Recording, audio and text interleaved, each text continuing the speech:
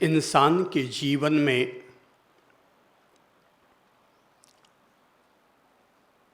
कई तरह के पावर हैं।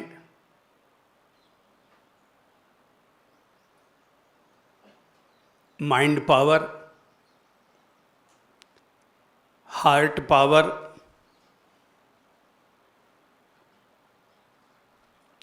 टॉकिंग पावर, थिंकिंग पावर,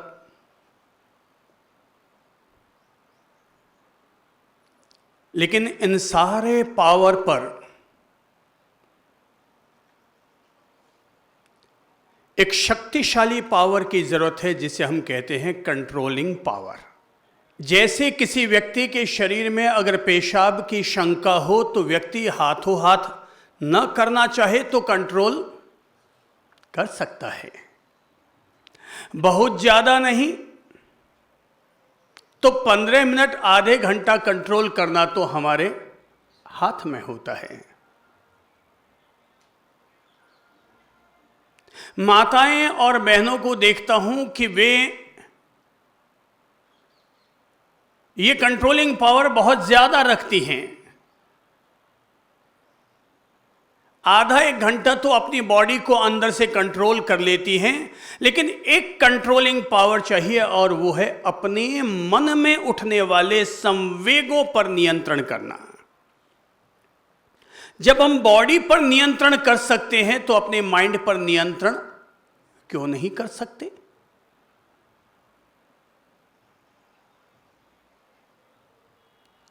हम सब लोगों को एक युद्ध लड़ना होगा और वो युद्ध अपने ही मन के विरुद्ध लड़ना होगा। मन पर नियंत्रण करने वाली उस शक्ति का नाम ही है सेल्फ कंट्रोलिंग पावर अर्थात संयम। जैसे किसी घोड़े को कंट्रोल करने के लिए लगाम की जरूरत होती है, ऐसे ही व्यक्ति को अपने आप को नियंत्रित करने के लिए संयम की जरूरत होती है।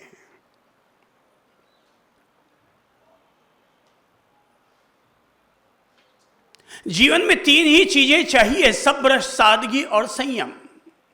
जो व्यक्ति संयम रखना जान गया, समझ लो उस व्यक्ति ने अपने आप को आत्मविजय के पथ पर बढ़ा दिया है।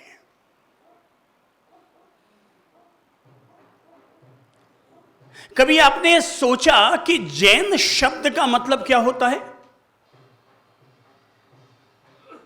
तो सीधा सरल अर्थ बताऊंगा, जो स्वयं पर विजय प्राप्त करता है वो व्यक्ति जैन होता है। जैन कोई संप्रदाय नहीं है, मजहब नहीं है। जैन वो हर व्यक्ति है जो अपने आप पर विजय प्राप्त करने का पुरुषार्थ करता है। जिसने अपने आप को जीत लिया है, उसकी जीत को तो देवता भी नहीं हरा सकते। और जो व्यक्ति स्वयं अपने आप से ही हारा हुआ है, वो व्यक्ति वैसे ही सब जगह से दुत्कारा जाता है जैसे सड़े कान वाली कुतिया हर जगह से दुत्कार दी जाती है।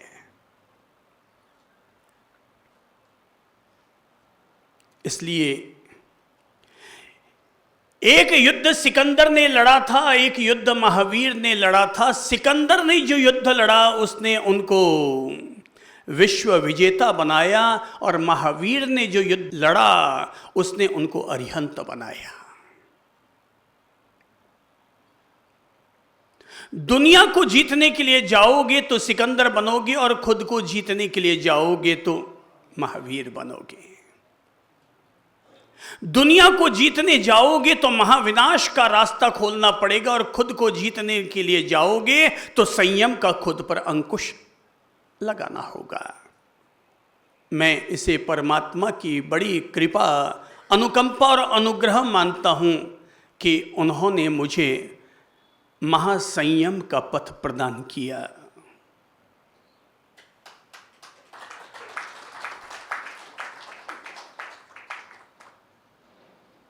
जिसने जितना प्रतिशत संयम अपनाया वो व्यक्ति उतना अपने जीवन का विजेता बना। 10% संयम जोड़ा जीवन के साथ तो 10% विजेता बना। 50% संयम जोड़ा तो 50% का विजेता बना, और जिसने 100% अपने साथ संयम जोड़ा, उस संयम ने उसको हमेशा सिद्धत्व प्रदान किया। इसलिए सिद्धि की तरफ ले जाने का मार्ग अगर कोई है तो वो मार्ग है संयम। ये भी मत समझो कि कोई व्यक्ति दीक्षा ले रहा है तो ही संयम को जिएगा।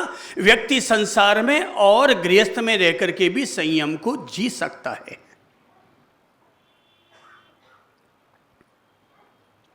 आज यदि कोई व्यक्ति एक पत्नी व्रत के नियम को धारण करता है तो धर्म कहता है उसने भी संयम का एक पथ तो अपने जीवन के साथ जोड़ ही लिया। कोई व्यक्ति अगर रात्रि भोजन का त्याग कर रहा है तो उसने 25% तो अपने जीवन के साथ संयम को आत्मसात कर ही लिया। किसी महिला ने अगर यह नियम लिया है कि महीने में 30 दिन होते हैं और मैं महीने में 30 दिन के लिए 30 साड़ी से ज्यादा का परिग्रह नहीं रखूंगी, ऐसा करके उसने अपने जीवन में 30% संयम तो आत्मसात कर ही लिया है। जो संसार में और गृहस्थ में रहकर के भी संयम जीवन को जोड़ता है, अपनी जीवन के साथ वो घर में रहते हुए भी संत होता है। 100% संयम जीना है तो महावीर का महासंयम का पथ का द्वार खुला हुआ है। और जब तक हम महासंयम की तरफ नहीं बढ़ सकते तब तक कम से कम 70%, 50%, 30%, इससे नीचे मत गिरिएगा, नहीं तो फेल हो जाओगे। पर 30%, 36% तक तो हम अपने जीवन के साथ संयम जोड़ ही सकते हैं। और अगर हमने संयम अपने जीवन के साथ नहीं जोड़ा, सादगी अपने साथ नहीं जोड़ी, सब्र अपने साथ नहीं जोड़ा, तो ऐसा व्यक्ति क्रोधी आत्मा बनता है, भोगी आत्मा बनता है, भव भटकने वाली आत्मा बनता है। दूसरों को जीतने वाला विजेता कहलाता है, पर स्वयं को जीतने वाला जैन कहलाता है, जितेंद्रिय कहलाता है, महावीर कहलाता है।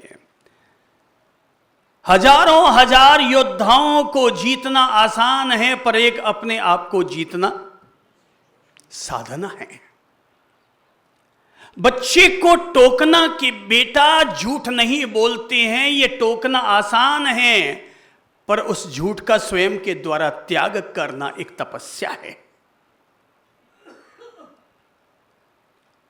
कोई यह ना समझे कि केवल भोजन का त्याग करना ही तपस्या है। अगर आप में से कोई भी व्यक्ति जीवन में कभी झूठ नहीं बोलता, वो व्यक्ति अपने आप में तपस्वी है, क्योंकि सत्य बोलना एक श्रेष्ठ तप है।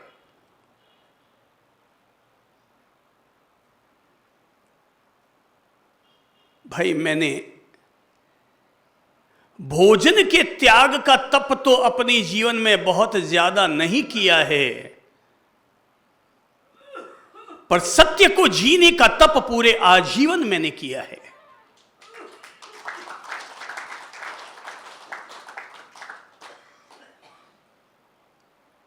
और हर कोई व्यक्ति सत्य को जी सकता है, कोई बात नहीं। कभी सत्य को जीते हुए, सत्य को बोलते हुए कभी दो कटुताओं का सामना करना पड़ा तो हंसते हंसते सामना कर लिया। जब राजा हरिश्चंद्र जैसे लोग अपने महलों को भी, अपने राज सुखों को भी सत्य के लिए कुर्बान कर सकता है, तो ये सत्यमेव जयते का पुजारी 2-4 कठिनाइयों और उपालंबों का सामना तो कर ही सकता है। भाई, महावीर ने तो कानों में कीले ठुकवा लिए थे, सुकरात ने जहर पी लिया था, जीसस सलीब पर चढ़ गए, 2-4 बातों का सामना तो हम भी कर ही सकते हैं। मैं सत्य बोलूंगा, तुम क्या कर लोगे? 4 दिन मुझसे नाराज रहोगे, 2 दिन मुझसे कटके रहोगे, पर मेरा अमृत प्रेम इतना भी हल्का नहीं है जो तुझे मुझसे हमेशा के लिए तोड़ देगा। मेरे प्रेम का रस तुझे वापस मुझसे जोड़ लेगा। जैसे ही ये विश्वास होगा, ये सत्य का सम्मान करता है, इसलिए ये व्यक्ति प्रेम के काबिल है। तो हजारों हजार योद्धाओं को जीतना अलग विजय है, पर अपने आप को जीतना ये परम विजय है।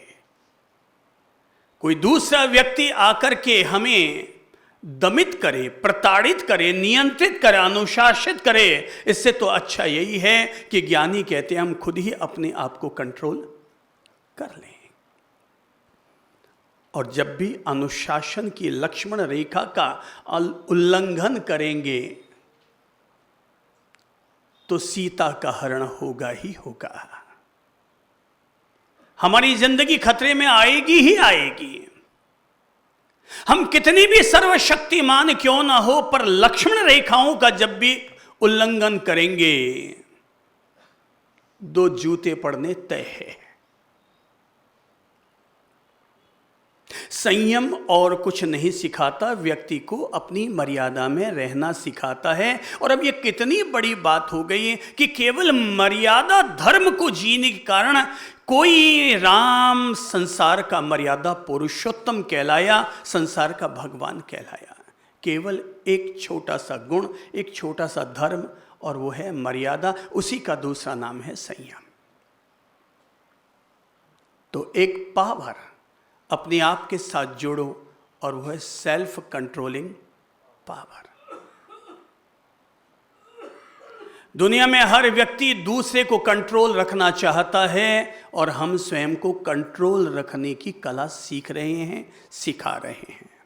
कंट्रोल करेंगे,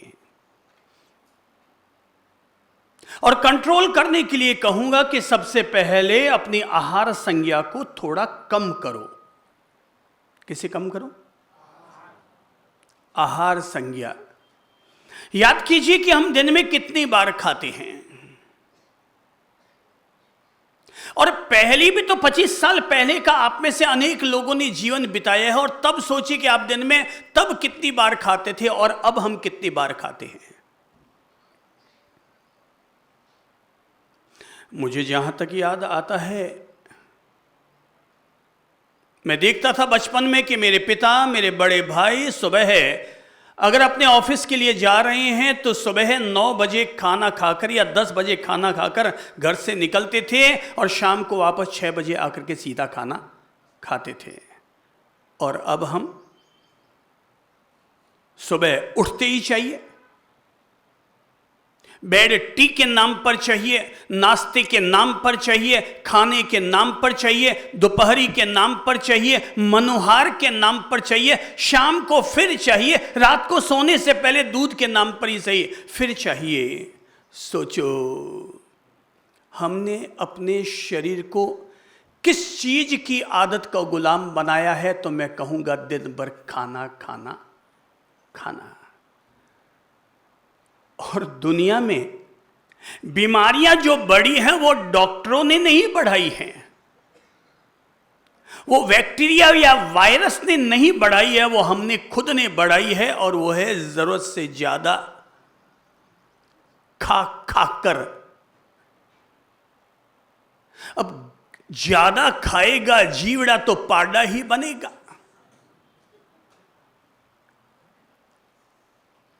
ऐसा नहीं कि भैंस का बच्चा पाडा कहलाता है, जितनी भी पाडे हैं वो सब भी पाडा ही हैं।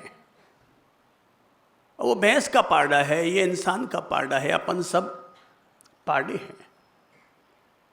मुझे लगता है इतना खाना खाने की जरूरत नहीं है जितना हमने खाना खाना शुरू कर दिया है।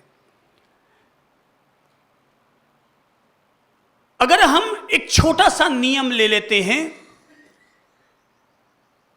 कि मैं सूर्यास्त के बाद भोजन नहीं करूंगा, तो हमारे इस संयम के कारण सूर्यास्त से सूर्योदय तक अगर किसी ने भोजन नहीं किया तो औसतन 12 घंटे की तो भोजन का त्याग हुआ।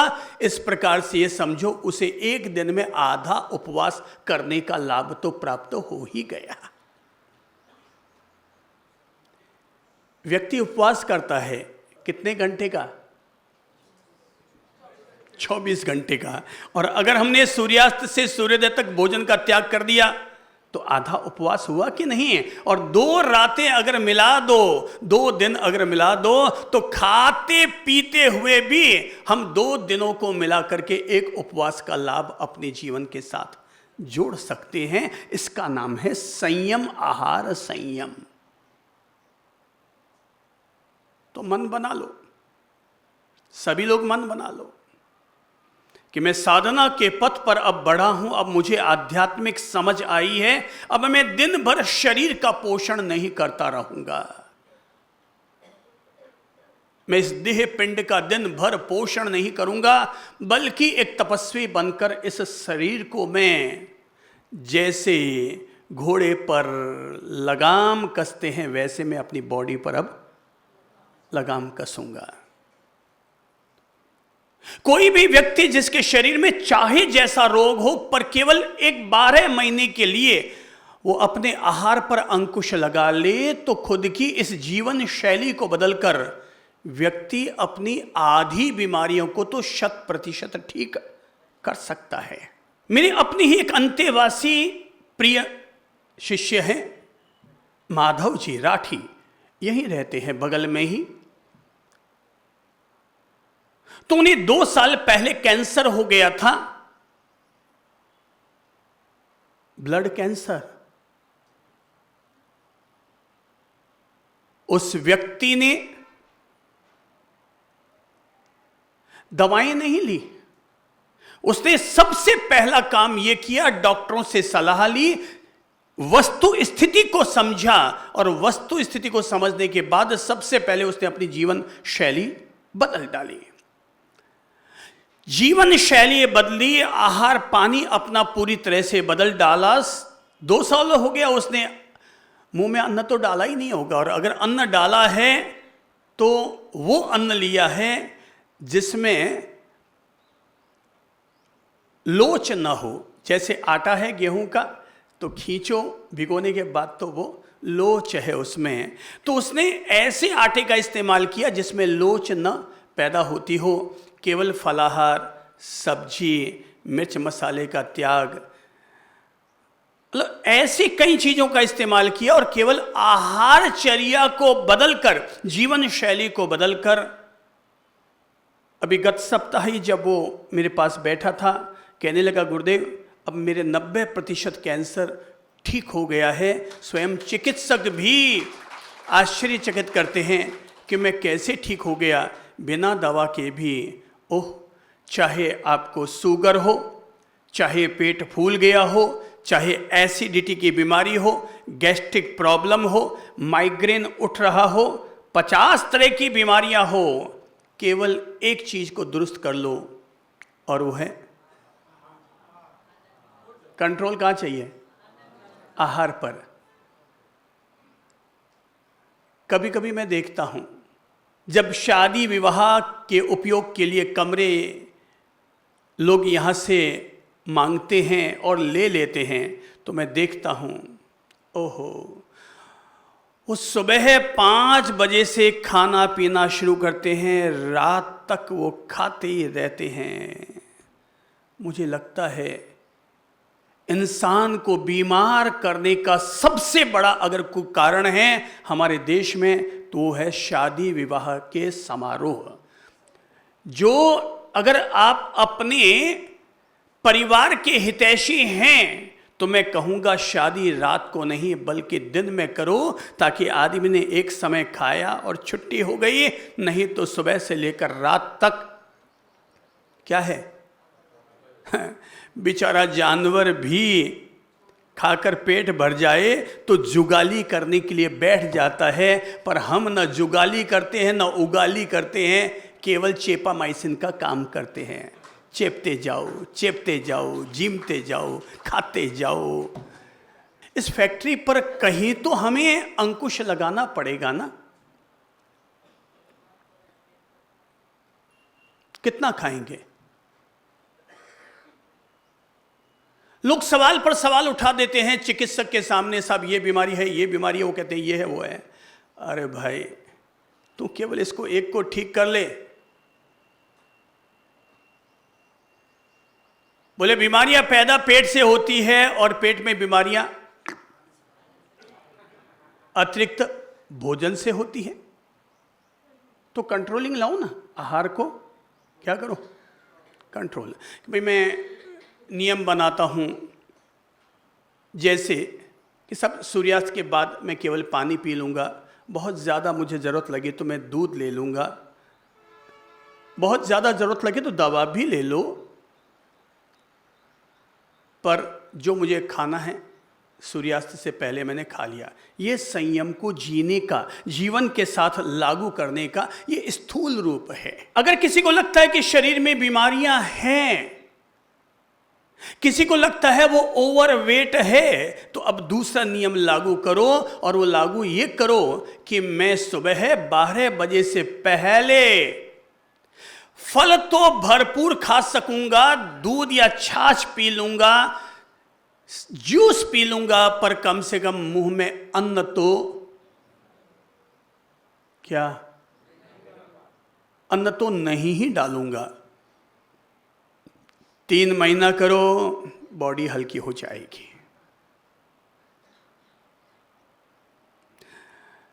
भाई माल कम डाला तो पेट हल्का हो गया, पेट हल्का हो गया तो शरीर पूरा हल्का हो गया। तो जैसे एक देखिए उदाहरण, देखिए आपको सीखने और सिखाने के लिए कह रहा हूं। हमारे सामने एक साधिका बहन बैठी है, योगिता जी। अभी इनके वर्षी तप चल रहा है। क्या चल रहा है? 36 घंटे का उपवास और 12 घंटा मिलता है खाने के लिए। क्या आपने किसी ने यह महसूस किया कि ये लेडी आलसी है? किसी ने महसूस किया है कि पड़ी रहती है? आप जितने लोग हैं उनमें सबसे ज्यादा एक्टिव लेडी है। तो इसके पीछे कारण बहुत ज्यादा खाना नहीं है, इसके पीछे कम खाना सबसे बड़ी ताकत है। सबसे बड़ी ताकत क्या है? कम खाना। कम खाओ, गम खाओ। खाने जैसी चीज क्या है? संयम को जीने का 2 ही तरीका है। पहला है कम खाओ और माइंड में गम खाओ।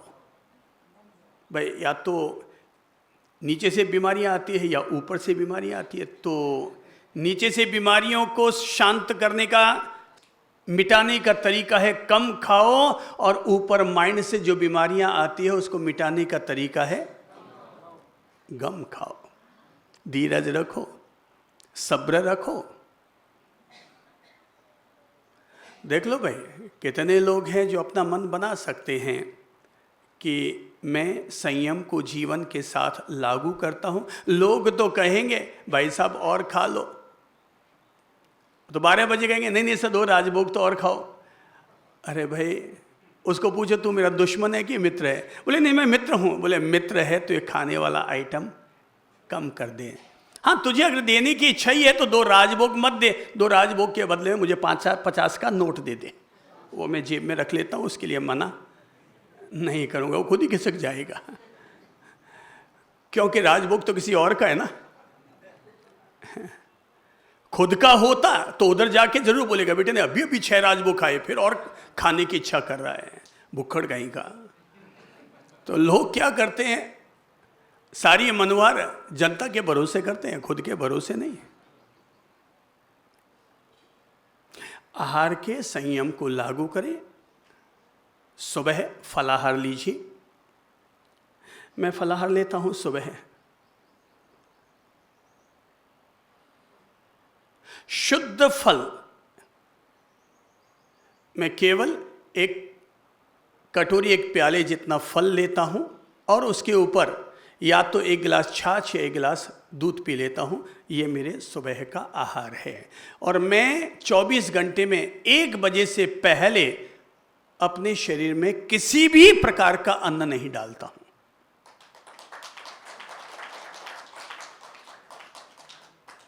तो कम खाओगे तो ज़्यादा रस बनेगा, ज़्यादा खाओगे तो भाई साहब गन्ने की मशीन में अगर गन्ना डालोगे तो पहले पूरा आगे वाला रस तो निकला नहीं और हमने दूसरा साठा गन्ना उसमें एक और जोड़ दिया। पहले उसका पूरा रस निकलने जो डला हुआ है असली शरीर में उसका रस रमना चाहिए।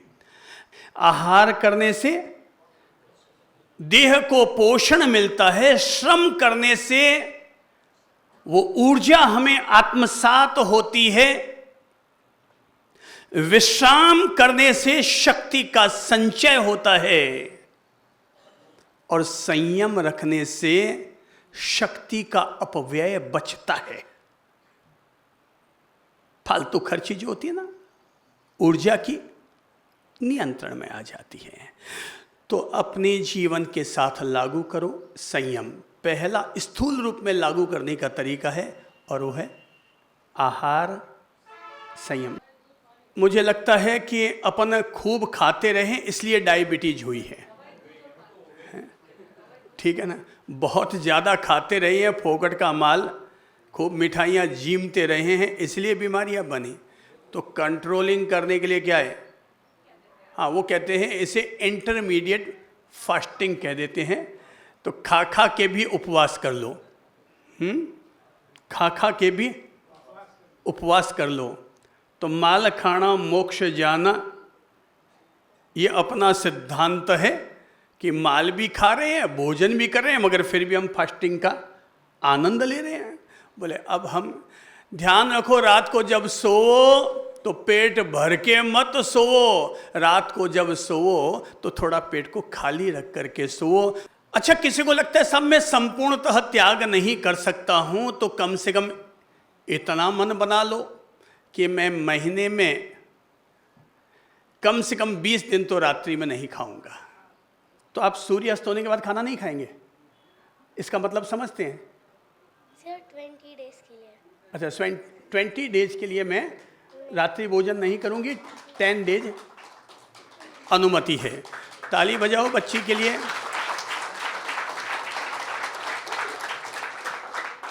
केवल ये मेंटली खुद को सेट करना पड़ता है, खाना है कि नहीं खाना है, ये केवल यहाँ सेट करना पड़ता है घड़ी को।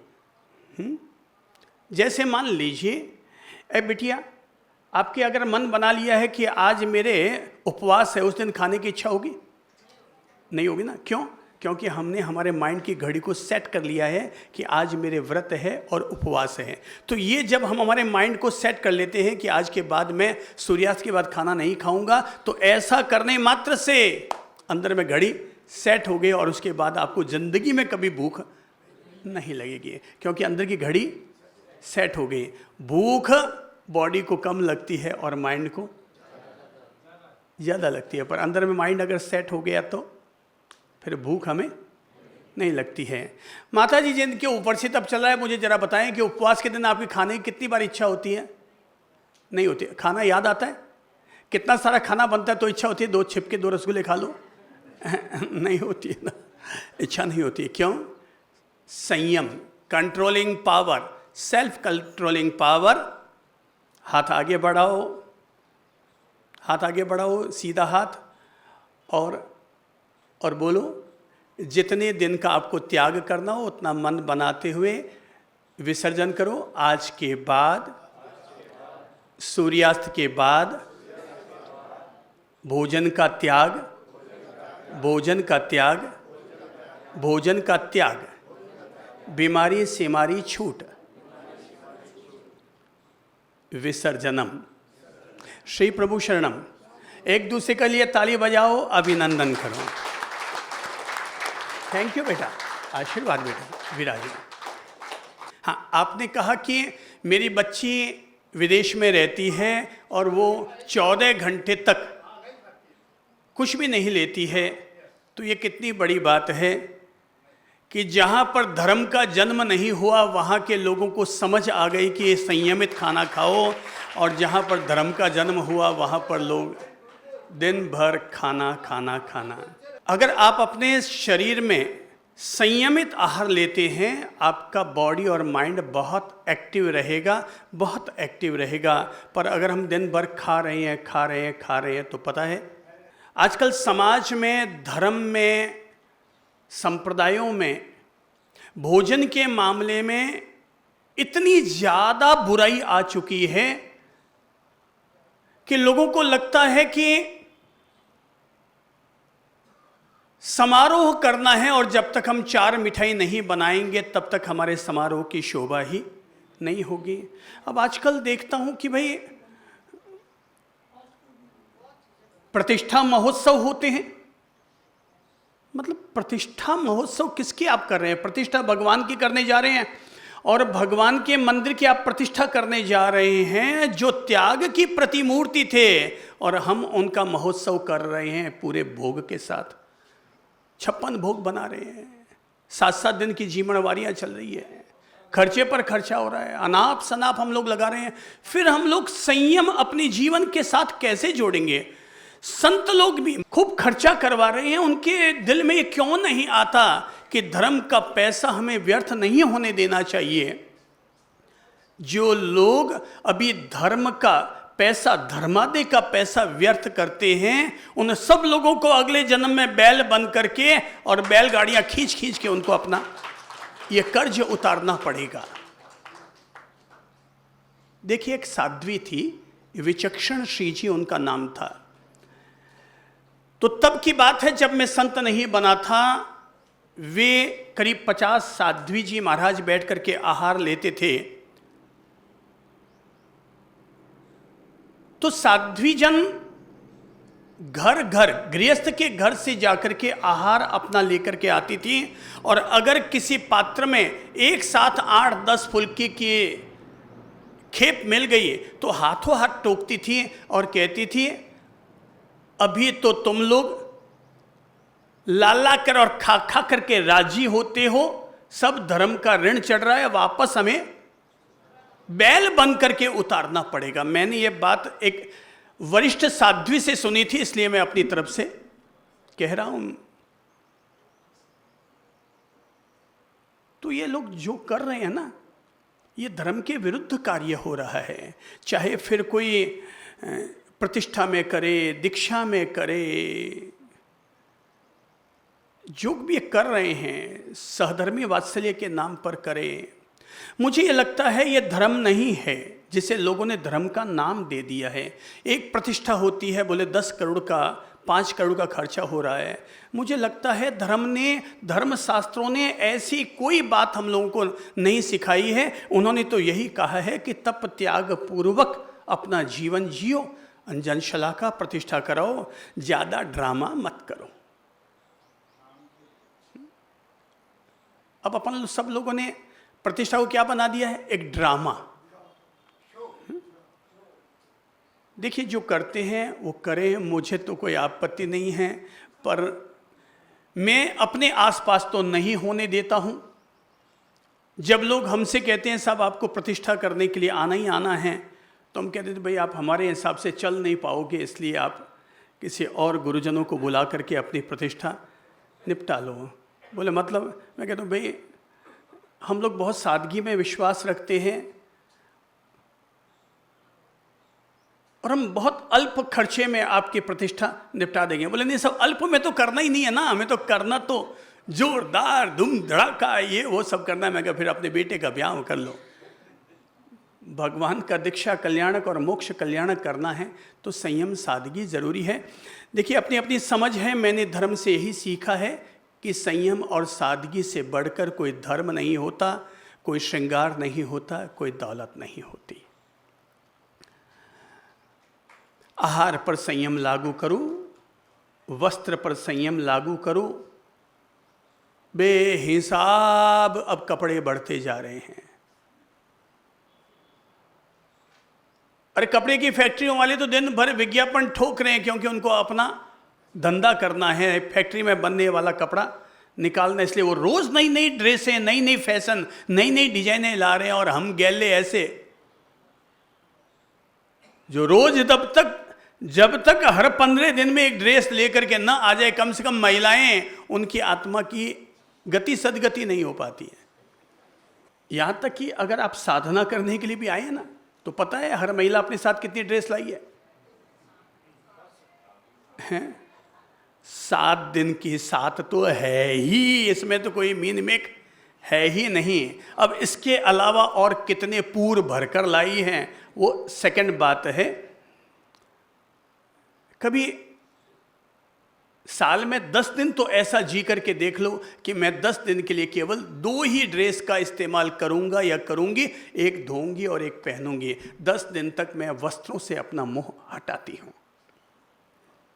करके देखो, वाकई अंतर्मन में निर्मलता आनी शुरू होगी, आसक्ति हमारी शिथिल होगी, राग द्वेष हमारे शिथिल होंगे।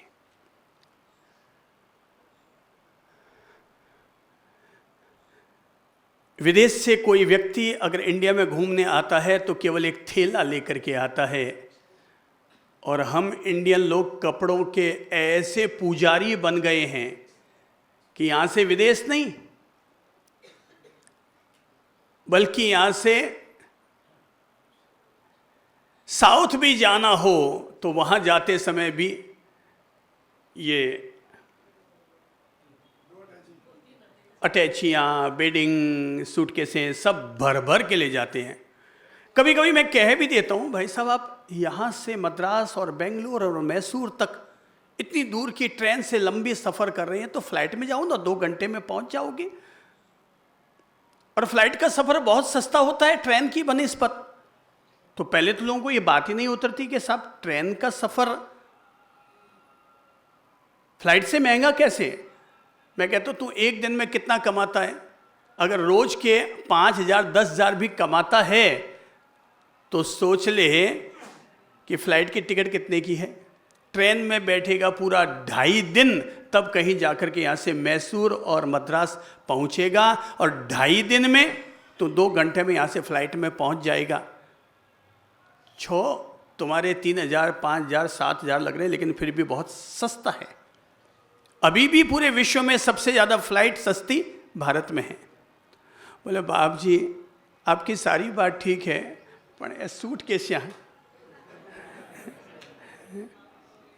मतलब इतने सारे जो अपने आइटम दिखाता है। बोले साहब फ्लाइट का तो नियम है, वहाँ पर 20 किलो 15 किलो से ज़्यादा ले जा नहीं सकते, और हम ऐसे आदि मारवाड़ी लोग तो खास तौर पर अटैचियाँ, ये कपड़ों का मोह हमें कम करना चाहिए।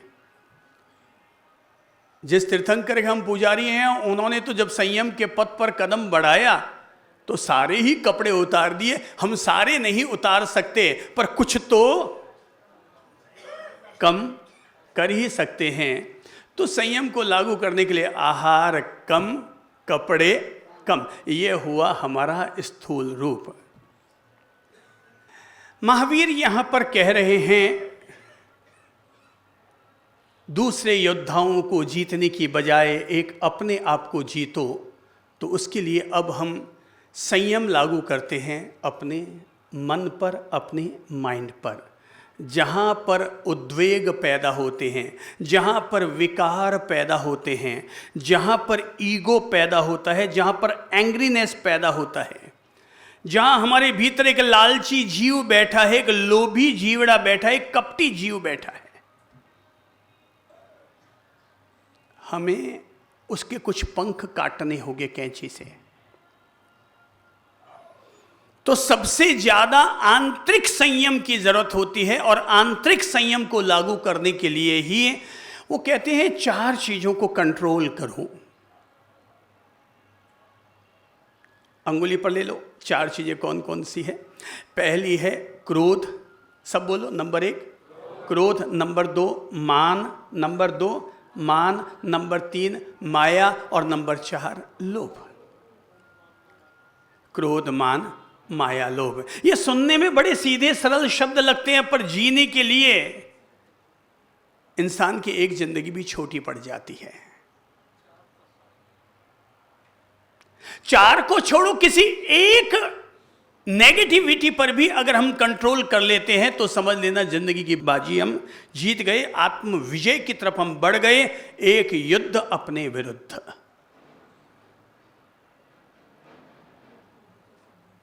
वो कहते हैं कि जैसे ऋण थोड़ा होता है पर वो बड़ा हो सकता है, घाव छोटा दिखता है, ध्यान नहीं दिया तो वो भी बड़ा हो सकता है। आग चिंगारी छोटी सी है पर समय रहते नहीं बुझाई तो वो भी दावानल का रूप ले सकती है। हमारे मन के कषाय, कषाय यानी जो हमें कस के रख चुका है, वो कषाय को भी अगर हमने समय रहते नियंत्रित नहीं किया, आत्म नियंत्रण का गुर अपने साथ नहीं जोड़ा, तो वो छोटा सा कषाय भी बढ़कर के इतना बड़ा हो जाएगा कि जैसे कोई मकड़ी मकड़ जाल में फंसती है वैसे ही हम उलझ जाएंगे, निकल ही नहीं पाते हैं। आप में से कितने लोगों को गुस्सा आता है? हाथ खड़ा करके बताइए तो। अब बताओ, अनेक लोगों ने हाथ खड़ा कर दिया, तो फिर आपके पढ़े लिखे होने का मतलब क्या? आपकी इतनी उम्र पाने का मतलब क्या? आपके तजुर्बे का, आपके अनुभव का मतलब क्या? क्या आपका अनुभव यह कहता है कि गुस्सा करने से आपके काम पूरे होते हैं, या ये अनुभव हुआ है कि गुस्सा करना मेरी कमजोरी है? क्या लग रहा है? कमजोरी है।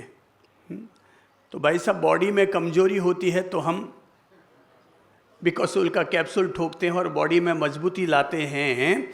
तो अपने माइंड की कमजोरी को भी तो ठीक करने के लिए हमें कुछ चीजें लागू करनी पड़ेंगी।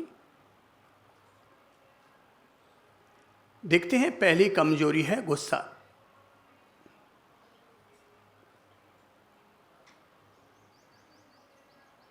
इंसान अगर एक चीज सीख जाए कि मैं अपने दिमाग में हमेशा शांति का चैनल चलाऊंगा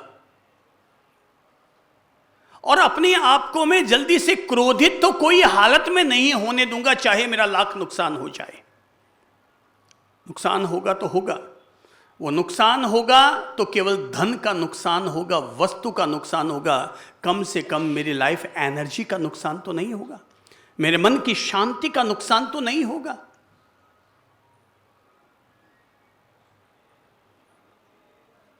कहते हैं क्रोध तो यमराज का बेटा है।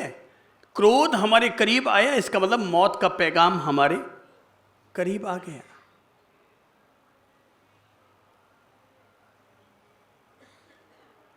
कंट्रोलिंग पावर चाहिए सबसे पहले मन पर, माइंड पर, और कंट्रोलिंग पावर ये चाहिए, घर की दीवार पर जाकर लिखना होगा, आज मैं क्रोध नहीं करूंगा। मेरा संकल्प, आज मैं क्रोध नहीं करूंगा। अच्छा होगा, जीवन में जो जो बुराइयां हमें नजर आती हैं वो बुराइयां एक चिरकुट में बना के लिख लीजिए और 7 चिरकुट बना लीजिए। सुबह उठने के बाद एक चिरकुट खोलिए कि आज के लिए भगवान के घर से मुझे क्या निर्देश है। आज आया, आज मैं किसी के सामने झूठ नहीं बोलूंगा, बस आज मुझे दिन भर केवल एक मंत्र को जीना है, हो गया हमारा कल्याण। तो लिख लीजिए, आज मैं गुस्सा नहीं करूंगा। हमारा यह संकल्प होना चाहिए कि मैं चाहे जैसी स्थितियां तो देख लिए बदलेंगी, एक जैसी स्थिति नहीं रहती है, पर जब भी नेगेटिव स्थिति बनेगी मैं शांति रखूंगा, धीरज रखूंगा और उस स्थिति पर विजय प्राप्त करने का बोध रखूंगा। गुस्सा जब भी आता है हंसी की हत्या होती है, खुशी खत्म होती है। गुस्सा जब भी आता है पहला नुकसान मेमोरी पावर हमारा वीक होता है, दूसरा नुकसान आंखें हमारी कमजोर होती है, तीसरा नुकसान हार्ट की प्रॉब्लम तय है, चौथा नुकसान टेंशन तो उस आदमी को होगा ही होगा, पांचवा नुकसान उसके रिलेशन खराब होंगे ही होंगे, छठा नुकसान उसने अपनी जीते जी अपने सामने अपने ही घर में दुश्मन पैदा कर दिए हैं, सातवां नुकसान गुस्सा जब भी आएगा भूख हमारी मिट जाएगी, आठवां नुकसान जब भी गुस्सा आता है हमारे हाथ पांव हमारे कंट्रोल में नहीं रहते। 9वां नुकसान हमारे रिलेशन खराब होते हैं। 10वां नुकसान व्यक्ति की आत्मा पतन में जाती है। तो जो एक साथ 10-10 नुकसान लिए हुए है, तो अंदर में चैनल कौन सा चलाओ? शांति का। Silence please. ये किसको बोलना है? खुद को। Silence please. जैसे घर में आपकी बहू आपसे पूछ के जाती है, पापा मैं पियर जाना चाहती हूं। अब आप या तो कानून लड़ाते हैं, अब बाहर तो गई थी और कहीं रोज रोज पीरे जानो। ना ना बाबा, वो हमें पूछ रही है ना, सम्मान दे रही है, ले लो, इससे ज़्यादा माथा मत लड़ाओ। हाँ बेटा जरूर जा, बेटा आराम से जा, 2 दिन रह के आ जा, अपनी मम्मी पापा से भी आराम से मिल के आ जा, और ज़्यादा रहने की इच्छा हो तो और ज़्यादा रह के आ जाना। हम सोचेंगे, तभी वो हमारी पत्नी हमसे कहेगी आपने तो उसको कह दिया कि पियर जा, आराम से 2 दिन रह के आ जाना, घर का काम कौन करेगा? बोले उसकी टेंशन क्यों करती है, एक बाई रख दूंगा, 3 दिन उसके भरोसे चला लेंगे। 27 दिन उसने चला दिया तो 3 दिन किसी और के भरोसे भी हम चला लेंगे। बी पॉजिटिव, और बी पॉजिटिव होकर के अपने माइंड को शांत, संतुलित, संयमित कर लो। वो पियर जा रही है ना, वो हमसे पूछ रही है, सम्मान दे रही है, ले लो। ना नू करोगे तो जाएगी तो सही है, फिर केवल पियर ही नहीं जाएगी, इस घर से ही चली जाएगी। इसलिए घर में सुख शांति का स्वर्ग बना हुआ रहे, इसलिए हाँ में हाँ, ना में ना। हाँ, मेरा प्रिंसिपल यही है, जो मैं प्रिंसिपल जीता हूँ वो यही है, हाँ में हाँ और ना में ना। मेरे क्या है कि मेरे सभी गुरुजन मुझसे पूछे बगैर एक पत्ता भी हिलाते नहीं हैं, तो पूछते ज़रूर हैं, और मुझे पता है कि हाँ में जवाब चाहते हैं या ना में। और मैं वो जिस लिहाज से वो पूछते हैं ना, जिस लहजे से, बस उस लहजे को देखकर समझ जाता हूँ ये हाँ में जवाब चाहते हैं। वो कहते हैं ऐसा कर लूँ? बिल्कुल आराम से कर लो। वो कहते हैं वैसे मुझे लगता है ये काम अपने को नहीं करना चाहिए। मैं कहा हाँ बिल्कुल नहीं करना चाहिए। वो अपने को पूछने का मान दे रहे हैं, वो ले लो ना, उसमें मीन मेख निकाल करके, घोचाबाजी करके, और क्यों उनको भी डिस्टर्ब करते हो? मेरा मानना है जीने की सबको आज़ादी होनी चाहिए, उसको अपने हिसाब से जीने दो। तुम अपने हिसाब से जी लो, ज़्यादा घोचाबाजी मत करो। और ये बूढ़े लोग जितने दुखी होते हैं ना, उसकी एकमात्र वजह है घोचाबाजी। अब लफड़ा, वो बहू बिचारी बोले साहब नई युग की बच्ची हूँ, ये साड़ी पहने में बहुत तकलीफ होती है, साहब सलवार सूट पहन लो। तो वो ससुर जी भी कहते हैं और सासू भी कहती है, मोरे जीते जीते तू सलवार सूट नहीं पहन सके। तो अब बताओ, वो अगले दिन सुबह जब पूजा करने के लिए बैठेगी तो क्या प्रार्थना करेगी? मेरे सास ससुर शतायु भव, या जल्दी निपटे। भाई ये जल्दी निपटेंगे तभी तो मुझे जीने की आज़ादी मिलेगी। मैं कहूँगा उनको जीने की आज़ादी दो, जैसा इसको जीना है वो अपना जी ले भाई। क्यों ज़्यादा कार्य कानून लड़ाते हो? उसको अपनी जीने की आज़ादी दो। जब उसके माँ बाप ने उसको आज़ादी दे दी थी तो हम ही क्यों उस पर बहुत सारे कायदे कानून लड़ा रहे हैं? उसके माँ बाप ने उस पर ज़्यादा कायदे कानून नहीं लड़ाए तो हम कौन से गोद आए हुए माँ बाप हैं? हम क्यों ज़्यादा माथा फोड़ी करें? बेटा खुश है, जिसमें तेरी इच्छा हो वैसा पहन ले, हैं? पहन ले। सूट पहनना चाहते हैं सूट पहन ले, जीन्स पहनना चाहती है जीन्स पहन ले। तेरी बेटी भी तो पहनती है, वो भी तेरी बेटी है, दोनों को बेटी मान लो ना। पत्नी किसी और की है, तुम्हारी तो बेटी है, हैं? सारे बूढ़िए कहते हैं कि बेटी तो है मगर फिर भी जीन्स तो नहीं पहनने देंगे। पहन लो भाई, पहन लो, जिसमें दिल खुश हो ना, जिसमें अंतर्मन खुश होता है वो कर लो। ज़्यादा कायदे कानून मत लड़ाओ, नहीं तो घर में सिर्फ उटोवल होगी, गुस्से का निमित्त बनेगा। गुस्से का निमित्त ही खड़ा मत होने दो कि कोई हमारा इंसल्ट कर पाए। क्रोध को करो गो, भीतर में चलाओ शांति का चैनल। जो व्यक्ति सुबह उठ करके मेडिटेशन कर लेता है उसके मन में शांति घटित हो जाती है और उसके द्वारा क्रोध पैदा नहीं होता। क्रोध को जीतने का सीधा सरल तरीका है रोजाना 2 घंटा मौन रखने की आदत डालो। 2 घंटा मौन, जो उसमें होना है वो हो जाए। अपन लफड़े में हाथ नहीं डालेंगे। कितने घंटे मौन? ये एक तपस्या तो है कि 2 घंटा मौन। क्या बताएं, लोगों को ये सीखने में थोड़ा सा वक्त लगता है कि मैं बोलूं कैसे, पर यह सीखने के लिए उसे बहुत मेहनत करनी पड़ती है कि कब मैं चुप रहूं। मौन हो गया भाई, कब तक बोलते रहोगे? तो इसको हमें लगाम लगाना आना चाहिए। 24 घंटे में कम से कम 2 घंटा तो हम मौन रखेंगे। तो मौन रख लो, अपने आप क्रोध शांत होना शुरू होगा। सुबह डेली मेडिटेशन करो। हमने अंदर में शांति की साधना की है, शांति का चैनल चलाया है, तो हमारे द्वारा गुस्सा नहीं होगा। और अगर कभी कोई गुस्से का निमित्त आ भी जाए तो पॉजिटिव सोचो और पॉजिटिव सोचकर उस स्थिति का सामना कर लो। नेगेटिव निमित्त आ गया, पॉजिटिव सोच लो। वो कहते हैं कि भाई एक युवक आया, किसी गुरु महाराज का प्रवचन चल रहा था, आया बीच में और आकर के जोर से चिल्लाने लगा, हाका हुका करने लगा। इतना ही नहीं, महाराज के माथे के पास आया और माथे पर आकर के 2-4 ठोले भी टिका दिए। लोगों ने उसे पकड़ा और 2-4 जूट ठोके। साला नालायक कहीं का, तूने महाराज जी के ठोला टोक दिया। लोग उसको जूता मारने लगे। महाराज जी ने कहा भाई थोड़ा रुक जाओ भाई, क्यों मार रहे हो इसको, क्यों मार रहे हो? बोले गुरुदेव इसने आप पर हाथ उठाया। बोले कोई बात नहीं, ये तो ठोला ठोक करके मुझे चेक कर रहा था कि मैं गुरु बनाने के लायक हूं या नहीं हूं। मैं गुरु बनाने के लायक हूं या नहीं हूं, ये ठोला ठोक करके चेक कर रहा है। बोले गुरुदेव आप ये क्या बात कर रहे हैं? बोले भाई कोई आदमी 5 रुपये की हांडी भी बाजार में खरीदने जाता है ना, तो पहले 4 बार यूं बजा बजा के देखता है, टंग टंग टंग,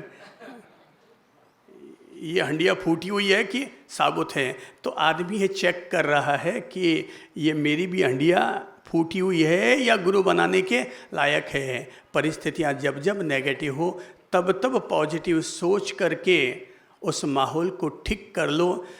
हमारा पॉपुलर वाक्य है कि पत्नी अगर चिल्ला कर कह दे तुम तो जानवर हो जानवर, तो बुरा मत मानना, आगे बढ़कर प्यार से मुस्कुराते हुए उसके कंधे पर हाथ रख के कहना जानो तूने ठीक कहा, तू मेरी जान मैं तेरा वर, दोनों मिल गए तो हो गए जानवर। बी पॉजिटिव, माहौल को ठीक कर लो। एक अच्छी लाइन बोल करके माहौल को ठीक कर लो। तो गुस्से को गो करो, 2 घंटा मौन रखो, मन में शांति का चैनल चलाओ। केवल अगर गुस्सा करते रहोगे माइंड कभी भी शांत नहीं हो पाएगा। भीतर में हमेशा आर्त ध्यान और रौद्र ध्यान चलता ही रहेगा। अशुभ ध्यान, अशुभ चिंतन दिमाग में चलता ही रहेगा।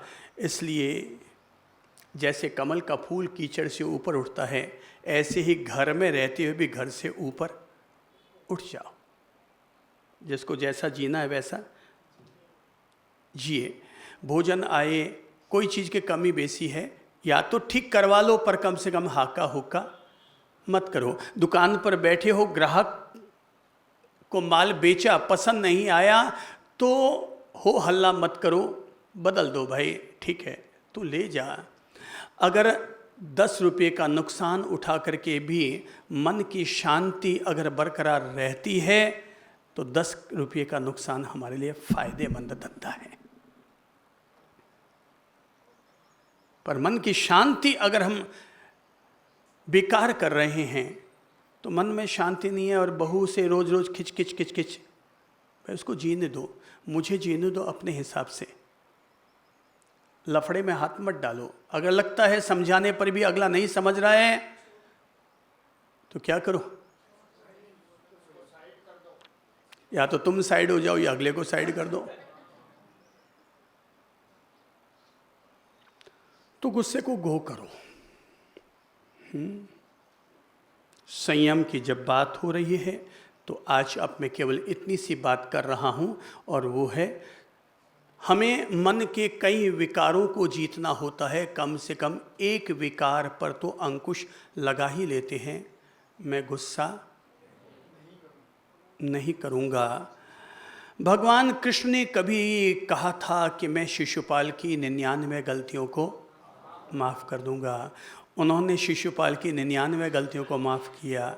हम कम से कम किसी की 9 गलतियों को तो माफ़ कर सकते हैं कि नहीं कर सकते? बहुत भारी काम है वो, पर हम माफ़ कर सकते हैं।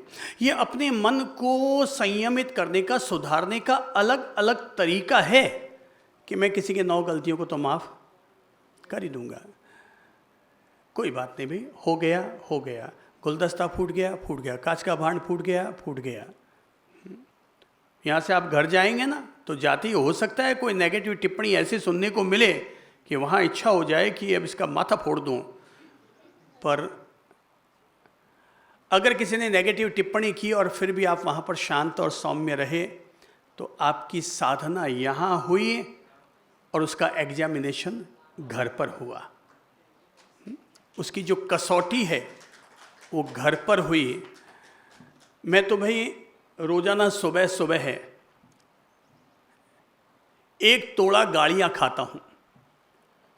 कितना? आप 1 तोड़ा सोना पहनते होंगे और मैं गाली खा लेता हूं। और जो रोजाना सुबह सुबह गाली खा लेता ना, और गाली दूसरा तो देता नहीं है मुझे, मैं खुद ही देता हूं, साला गधा कहीं का।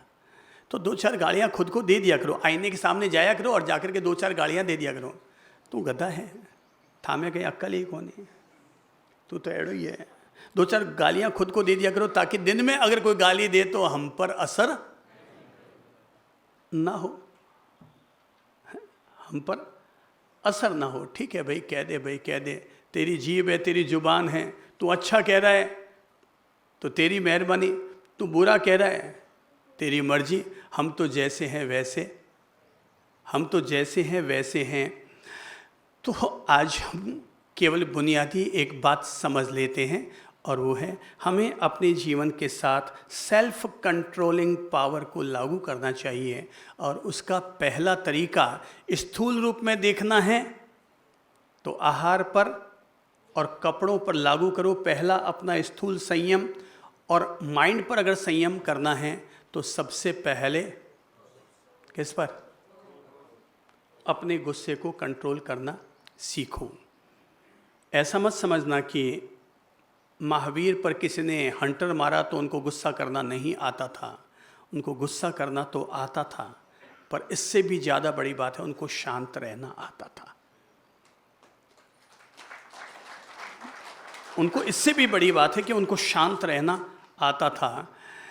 किसी ने बुरा किया और मैंने गुस्सा किया, ये तो आम इंसान की बात हो गई। पर किसी ने बुरा किया और मैं शांत, सहज, सौम्य रहा, ये बताती है कि मैं साधना पथ को जीता हूँ, मैं शांति के पथ को जीता हूँ। ध्यान रखो, खुद के मन को शांत करना संसार की सर्वोत्तम सेवा है। इसलिए अपने दिमाग में एक ही चैनल चलाओ, I am peaceful, I am peaceful, I am peaceful. मैं शांत हूँ, शांत हूँ, शांत हूँ। 100 तरह के नुकसान उठा करके भी अगर अपनी शांति को जीवित रखा जा सकता है तो मैं कहूँगा नुकसान झेल लो, पर अपनी शांति को कभी भी खंडित मत होने दो। श्री प्रभु शरण।